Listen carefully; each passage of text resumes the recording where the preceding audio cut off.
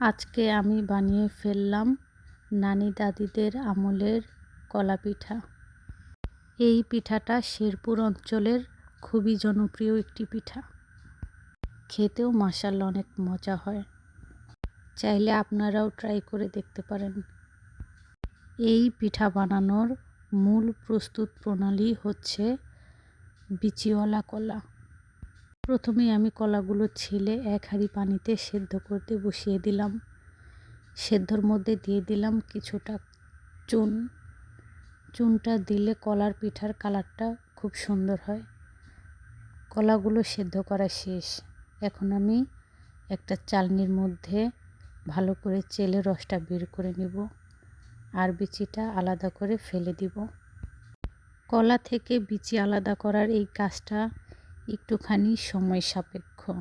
আপনারা একটু ধৈর্য ধরে কাজটা করবেন প্লিজ। তারপর আমি একটা হাঁড়িতে রসগুলো ঢেলে দিলাম।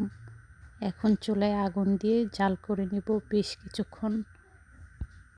বেশ কিছুক্ষণ জাল করে নেওয়ার পরে দিয়ে দিব পরিমাণ মতো লবণ, দিয়ে ভালো করে নেড়ে চেড়ে আবারই জাল করে নেব বেশ কিছুক্ষণ।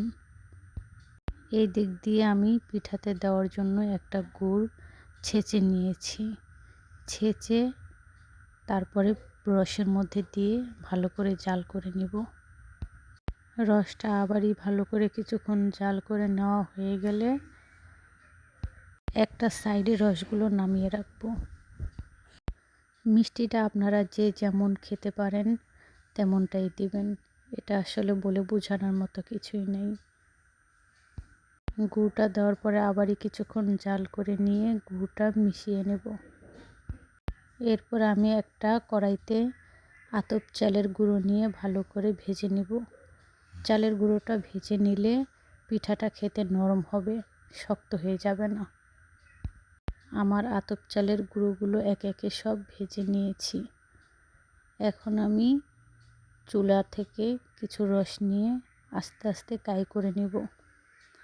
কাইটা করবেন আপনারা আটার রুটির কাই যেভাবে করেন ঠিক সেইভাবেই করবেন। এটা আসলে বলে বোঝানোর মতো কিছুই নেই। আমি অফ ক্যামেরায় আটাগুলো ভালো করে মথে নিয়েছি। আপনারা অবশ্যই রস দিয়ে আটার কাইটা করে নেবেন। আমার আটার কাইটা করে নেওয়া কমপ্লিট। এখন আমি অল্প করে আটা নিব আর হাতের শেপ দিয়ে সুন্দর করে পিঠার ডিজাইন করে নিব। দেখতেই পারছেন পিঠাগুলো কত সুন্দর হয়েছে।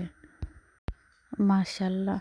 আমরা একে একে পিঠাগুলো বানাচ্ছি আর হাঁড়িতে দিয়ে দিচ্ছি, তাহলে পিঠাগুলো লেগে যাওয়ার সম্ভাবনা থাকবে না। এখন আমাদের সবগুলো পিঠা বানিয়ে নেওয়া হয়ে গেছে। দেখতেই পাচ্ছেন পিঠাগুলো কতটা সুন্দর হয়েছে। এখন এই পিঠাগুলো ঘন করার জন্য আমি এতে সামান্য পরিমাণের চালের গুঁড়ো সঙ্গে পানি দিয়ে মিশিয়ে পাতলা করে এই পিঠাগুলোর মধ্যে দিয়ে দিব।